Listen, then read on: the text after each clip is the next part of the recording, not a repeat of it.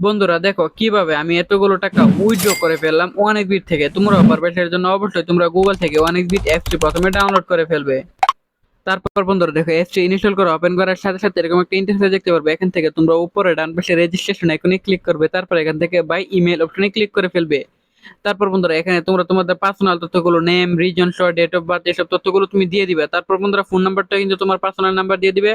তো বন্ধুরা অবশ্যই এখানে মনে রাখতে হবে যে নাম্বার আগে কখনো অনেক অ্যাকাউন্ট খোলা নাই এরকম একটা নাম্বার পাঠাতে হবে, তা না হলে কিন্তু তোমাদের কোম্পানি কখনোই বোনাস দিবে না।